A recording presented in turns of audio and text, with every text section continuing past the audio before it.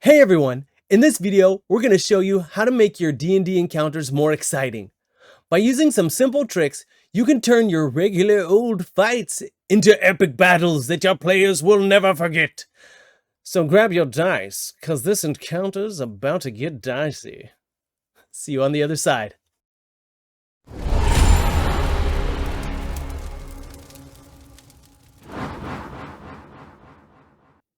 I'm Baba Tucker. And I'm Jackson Dean Chase, and by our powers combined, we are MageGate Games! If you like role-playing and rolling dice, you're in the right place, so go ahead and subscribe so you never miss another video. In this video, we're answering questions from players and game masters just like you. The question is from our superfan, Makawuki. And his question, a video, how to make your BBGE fights more interesting would be quite useful. I found in the past, my players tend to kill my bosses before shit gets good. Yeah, I think we've all kind of fallen into that, at least especially at the times when we started playing. That and if we looked at a module or something like that and it just didn't really give us enough tips on what to do with the encounter. So what we're going to do is answer this question. This is for modules and homebrews as well. But yeah, we're going to take a look at the last encounter in a module, or thinking about what kind of scene you want your boss fight to kind of look like. And this may change as your campaign grows. But yeah, so if we're talking about a module, let's look at the last encounter first and figure out why your players are there and give your characters that real boost to achieving their goal of that encounter.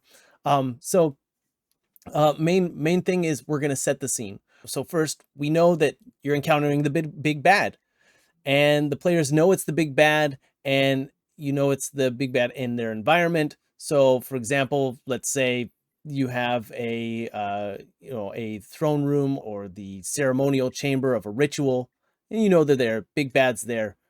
What do we look at? What are the first things that we should look at, or even consider, to making this challenge more of an excitement and something to enjoy for both your players and you as well as the GM.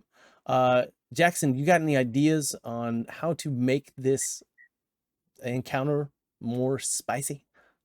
Spicy. Yes, I've got ideas. I got all kinds of spicy ideas. Uh, we're going to start with the most basic, obvious thing, and that's minions, right? Now, minions were in 4th edition.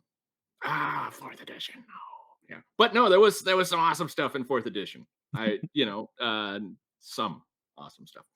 And one of the main awesome things was minions. The minion rules there, you had minions and they had 1 hit point. So you just, you could mob the players and have a cinematic, epic, Lord of the Rings type, battles, right? When you're cleaving through these guys. And there were some super minion rules where they had they could take 2 hits, So that's one thing that you can do really easily, and they should all be themed to your big bad, right? The putties and the old Mighty Morphin Power Rangers, right? Right. Or whatever, the stormtroopers for Darth Vader, they make sense Right. why those creatures are there and why they serve, and they've been encountered before. Then there's you got to think, where do I go from there? And that is henchmen, Mm. right? Henchmen. Now, let's say you're watching He-Man and the Masters of the Universe, and you got He-Man's going to Snake Mountain, and who lives at Snake Mountain? Frickin' Skeletor, right? But you can't fight Skeletor. He's the big bad. You can't, because he's got Beastman and Evil Lyn and Merman and Trapjaw and I don't know, all the rest of those guys, right? They're all there and they're all getting in the way, right? Because you gotta get through the henchmen, you gotta get through the minions, then you gotta get through the henchmen, and then you get to fight the big bad. And hopefully that costs the players a bunch of their resources. Right. to get to that point. So they've depleted the resources, and now it becomes more challenging to defeat the big bad.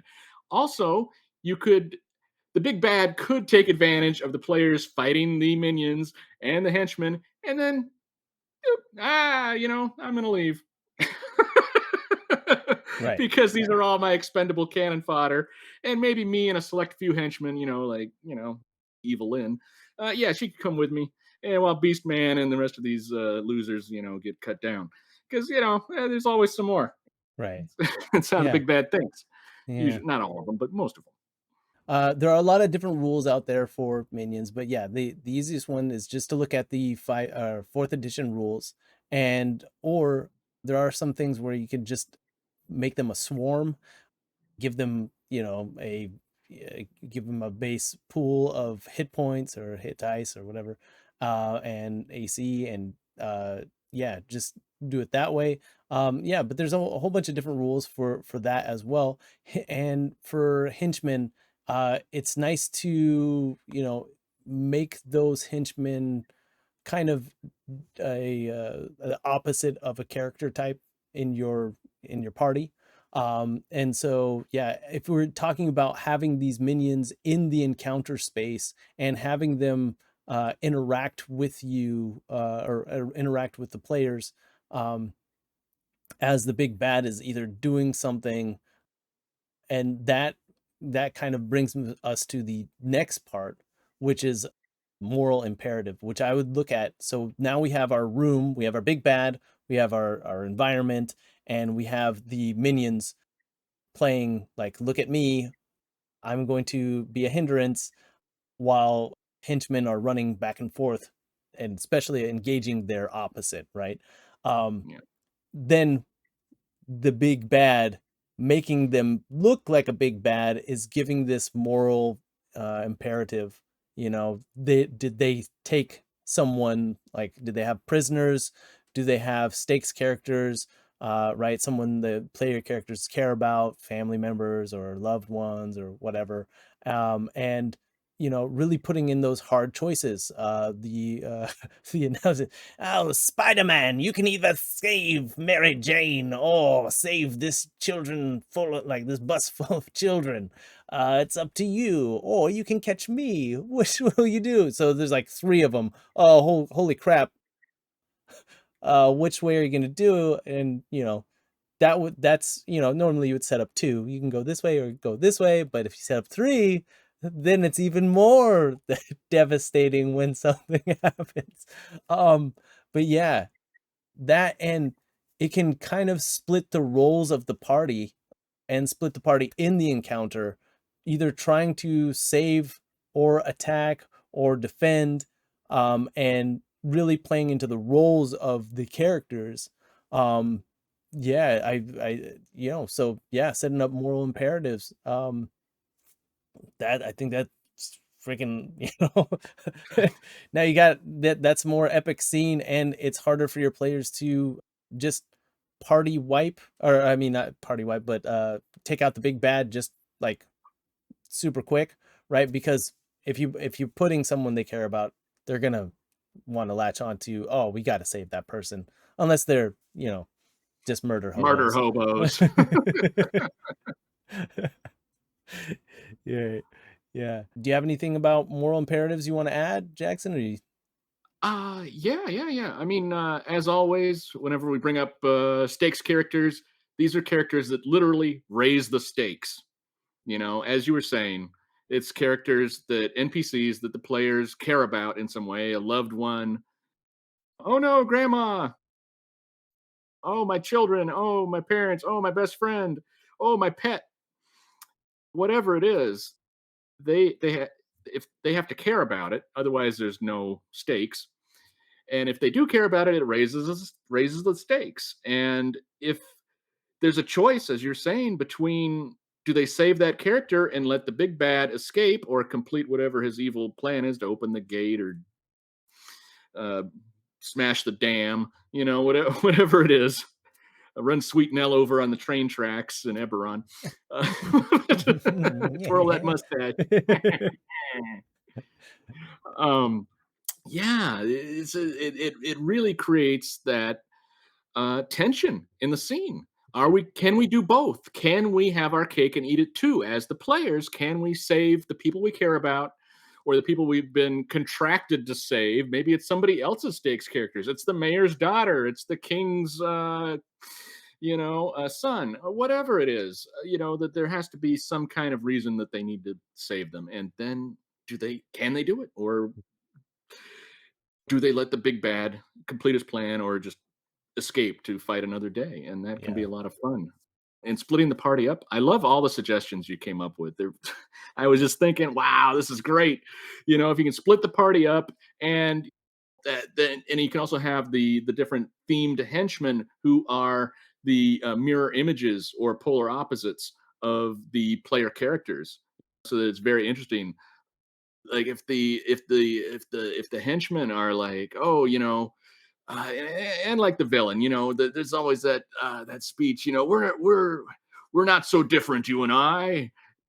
You're really just a flip side. Like if I had made a different choice, I would maybe be that guy or on that guy's team, Right. now that's who I'm fighting, is a version of myself. And you can even just take their character sheet, and just clone it, boop, and have them fight like mirror image. And you can reskin it however you want, but basically they're fighting like a version of themselves, and Yeah. that can create a lot of challenge and fun. And you're not limited to just, I mean, you could literally just do that. You don't have to just take somebody out of the NPC classes out of the back of the monster manual. You could, do whatever you wanted there to make it, as long as it's more fun, more interesting, and more challenging. Right. Um, yeah, that's what it's all about, I think. Right. Yeah, so that's that. And then I think we want to move on to lair actions and legendary actions. Do you have any thoughts about that? Yeah, yeah, yeah. So once again, setting up our scene. We got the big bad, we got the characters coming in, we got the environment, and we have our minions and henchmen running around, making blocks. We got this moral imperative going on, and now the big bad, layer actions. Now, let's say this is a ritual going on. Maybe the ritual is, uh on this initiative roll, this thing is going to happen. The portal tears a hole in reality, right? And now that does something to the minions, emboldens them. Now they're 2 points. Now the henchmen also gain an immunity to something. Now the environment is riddled with Difficult terrain, or difficult terrain or something like this, right? The and or starts to have an effect that starts to just radiate from this area. So you can think of, or it's they have set themselves in this place so well that they can start to like pull off traps, or that there's the cave-in's going to happen soon. So you think that's these are things that are going to allow the big bad to be able to they should be able to traverse this thing easily. They should be able to move around easily. Like they've either set it up to where this is going to happen, or it is an effect that is coming from an object or something that they're using, right? So layer actions and legendary actions for them, give them certain traits or give them certain actions that they can use just at any time, especially if there's, a recharge or something like that, that they're going to be able to just, when a player does this, now that they can do this. Or if a minion does this, they can do this, or mitigate a certain damage type, or teleport towards something and do an effect. Um, like just go crazy. Just go crazy with it. But try to think about how you can move them away from danger, or if things are moving towards them, create more danger for the players, right? If it's going to be like a more of a radiant effect of, this necrotic effect, the more closer that you get, the more damage you take. yeah, I think actually, isn't that That sounds like a let me nice segue. let me oh what no no so right in our extreme encounters books we have just those that same setup where these contaminants or unholy grounds or cursed grounds and different things that we add to, you know, either the area or the objects that the big bad either, you know, placed in this terrain, and or it is them. And this is really exciting for me because it's so easy. I say this, I think I say this a lot, is that it's very easy to plug and play this stuff. It's very easy to plug and play. I can open it up and go, okay, right? Like, oh, those are the diseases and stuff. Ooh. But yeah, if I want like unholy ground, all right, it's got so many different, yeah, if we can see it, unholy ground, it's got so many different things that are happening that I can just take and put in. If I felt like, oh yeah, this will work or this won't. I feel like, oh wow, no, I can totally do this, right? To recognize the danger, dispel the effect, making the difficult terrain, the area effect, or like, is it expanding, is it growing, is it like, if you want to make it that way, and then like where the anchor of that effect is, right? Like this, I if I could give this to all of my GMs, I actually I might, I don't know, we'll see, but I do need to feed my kids. As much as I want to just give it away, I do need to feed my kids. I got a lot and maybe one more coming. If there's people who don't know that, yeah, congratulations to me. All right. Yeah. But I would say traits, traits, traits, and traits and traits. Give your monster traits or big bad traits from that. And I would like, in combination with this book or with the other extreme encounters, not just this book, but with the series. I would say add in the traits and actions. This is just like a no-brainer for me. Like anytime I get some sort of question around this, like, hey, what can we do? Like, I think even, you know, Makoki, I even suggest, I was like, yeah, man, just get the, you gotta get the book.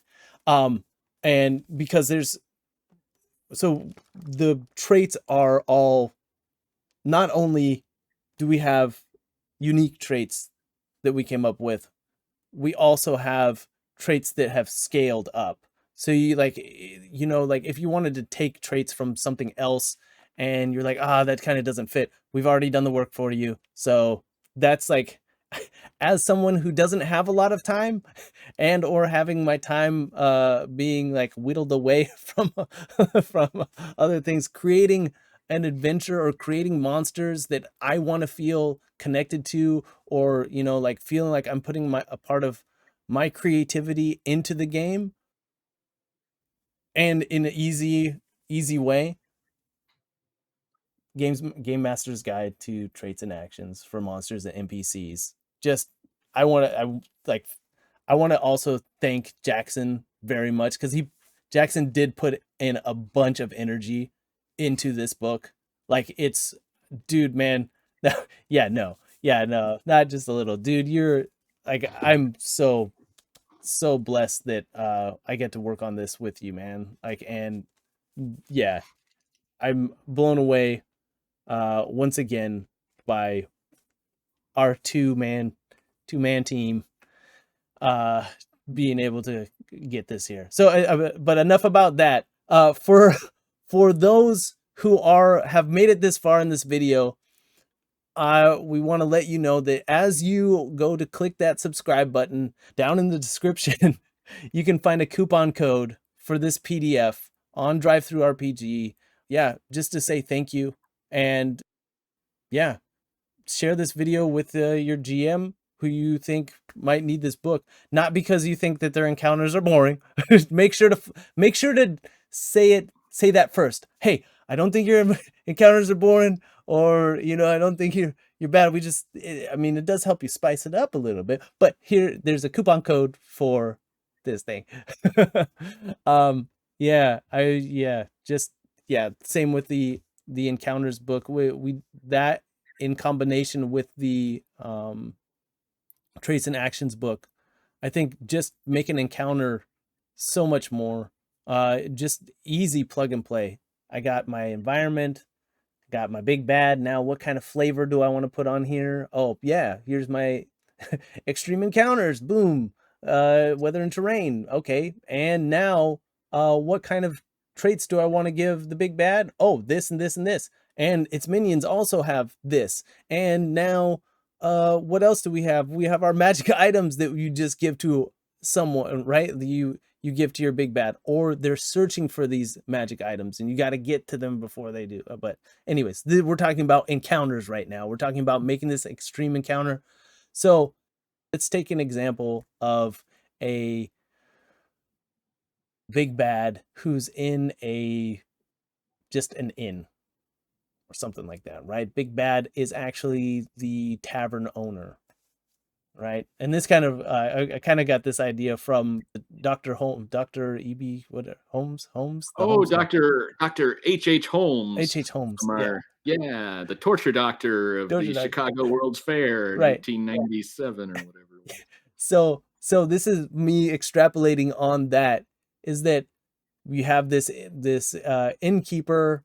He's inviting people in, of course, people off the streets. This is very like, right, oh yeah, stay in room 13 all the time, but every time those people disappear, right, and the adventurers go in and they're trying to find somebody, and then the clues lead to, boom, this is the guy. Now inside there are stakes characters being held, right? Inside there, they have the minions who are normally the regulars at the place, are the ones who are selling off the bodies or selling off the yeah, right, the skeletons or Skeletons to the whatever, medical school, to the necromancers. to the necromancers, right?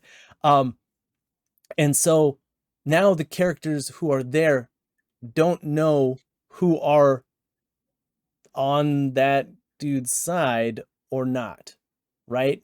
And now you have some innocent civilians in there as well, right? And now the doors slam shut and necrotic energy starts to waft around. Now people are starting to cough and hack, and now you have to have them roll constitution saves to try to make sure that they're not coughing while they're fighting, getting disadvantage on this and that, while the minions who have been drinking the special ale that the guy has been making out of this soup from the people who he extracts the essence from, and yeah, bolsters his energy. Now this scene has become, right, oh crap, now go. What are you gonna do? And yeah, the next thing that's in there are we got to say, like, what are more objectives that you can have in there. So yeah, we have some timers that we could put in, some traps we can put in. But yeah, that's yeah, oof, ooh wee, just beautiful. Right, that's an Yeah, encounter. it is. Or the inn could catch on fire.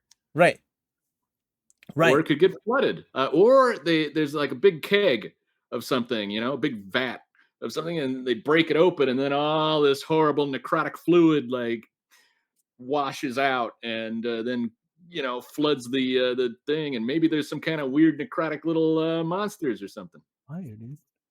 We Oh can yeah, fire or and or oh poison. We yeah, could put in some yeah, yeah. poison or have some ghosts come in and or or yeah, as you're saying, the flood waters Yeah. are in and you're trapped in the inn and you know that there's some weird creepy thing that's inside the inn taking people out and it's in the walls and crawling around. Oh yeah. Oh yes. So more objectives. This could be to solve a puzzle or some sort of challenge that they have to complete. Maybe it's a skill challenge. Maybe you have to fight certain minions first to be able to get to the next level or next to thing that's next to the big bad, right? You can't go through the wall of flesh. You got to get to be able to get to them.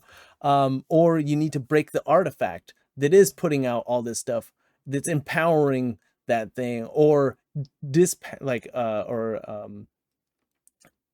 taking away the powers from your characters, right? Like, oh, you have no more magic. Oh, you have like all your hits do, it's all disadvantage, or they do less damage, or things like that. But another thing that I feel like Jackson is give them an escape. Oh yeah, escape routes. And you can trap those and do all kinds of fun stuff and have other minions lying in wait or henchmen or monsters for that matter.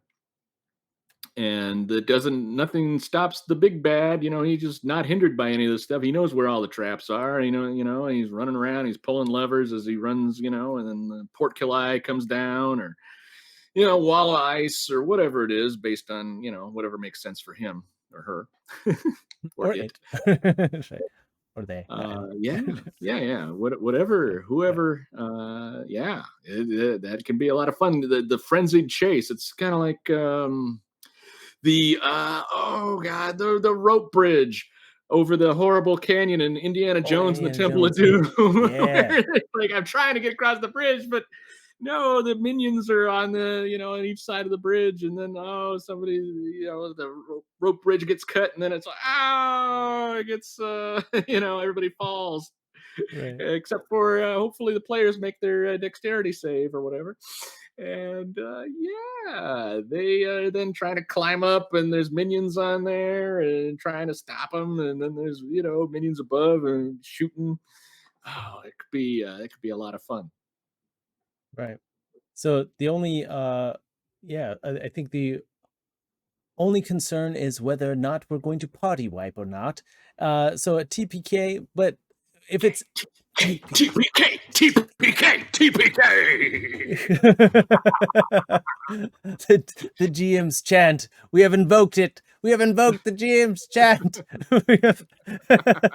It must happen. Someone, somewhere, if you're listening to this, you must TPK your party. This must happen in your next session. Kalima! uh so so yeah, we just got to make sure we don't TPK unless that's the everybody's like, oh like, yeah, that's the way things went. Sorry, you tried to do the thing and you didn't. Which should be also like, yeah, that's part of our game. Is That's why it's a game. Is sometimes you get the outcome that you want, sometimes you don't. And time to roll up new character sheets or new characters, and always playing new characters is fun, right?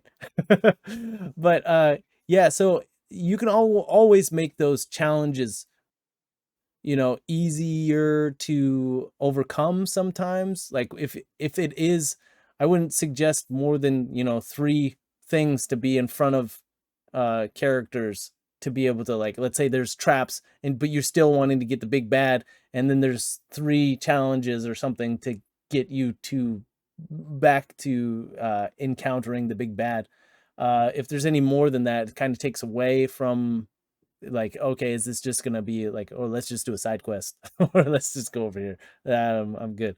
Um, uh, but yeah, trying to just, like, if it is a trapped place, is it going to do damage that is, you know, is it going to do conditions, or is it going to do something abnormal, like making, you know, players act differently than they could normally act? Like, for example, movement. Does it say like one turn they can make full movement, and then the next it's, you know, half movement, and then full movement, half movement? Or does it mitigate some of their skills or their class features or something like that? So not just doing damage, sometimes more it's like, hey, if your players are full and you have them run through a gauntlet, right, either minions or henchmen or these traps, right, then the big bad sitting there going, yeah, now that you've ingested the poison, you only have 5 minutes to live. And then so it's right, and then you have to kill the big bad and did like, oh, does it have the antidote? I hope I'm good, right? You can't cast any, like, you know, cure poison or like recovery spells or anything, because the field's going, you know, got to break those crystals first before the magic nullification, or to be able to, you know, your god can't hear you here, right? That's another thing for, you know, clerics and priests, is like having the big bad shut down your cleric, saying your god can't hear you here, and then give the player like, oh yeah, because that unholy symbol is there, you can't do any of your divine spells. What? Bleh. Okay. uh you get, hey, fighter, I need you to go break that thing. Right, like, oh, right, Oh, and if they're busy breaking that thing, the giant unholy symbol on the wall, then they're not fighting the minions or the henchmen or the big bad. right, They are off. You've split the party at that point, at yep, least one of them. right. So yeah, our I guess our main thing is, go back, listen to this video again, find the things that you like to plug in, and plug in those things. Just right, mix and match to find out what, like, where does it feel fun for you building the encounter, as well as fun for everyone at the table. You gotta, like, right. But yeah, to make that easy for you and easy for to, like, in creative mode, we've done most of the work with our books, and I use them. I use them, I use them, I use them, and it's an absolute blast, and I think you'll enjoy them too. Once again, if you would like your question answered just like this, please leave a question down in the comments. We want to know, how do you make your encounters spicy? You know, how do you turn them up to Spinal Tap 11? Right? Hey. um, yeah, so just leave us a question, or even, you know, just a comment. We want to hear from our community. We know you're out there. We know you're watching. And we just want to know, like, if you did come here on your own, like, what do you think? And you know, we have our Facebook, we do have Patreon, we do have you know, this YouTube channel that's easy to subscribe to with that clickety click down just right there. And remember the discount code for those who made it to that part of the video. Wink, wink, wink. Okay. Right, and that discount code is for the Game Master's Guide to Traits and Actions for Monsters and I NPCs. was trying to make them go back and watch the part. Just gonna put it at the Ow. end. All right. You see how much he wants to, you know, make sure you get it. All right. All right. Well, thank you again, and we'll see you in the next video. If you'd like to see more things like this, go ahead and subscribe and hit that bell icon. If you feel like supporting us and helping us bring more things to you and our community through the MageGate, go ahead and check out our links in the description below and join our Patreon. If you haven't picked up your free Heirloom Magic Item PDF, go ahead and check out our website where you can get that for free. Thank you so much again, and see you in another video.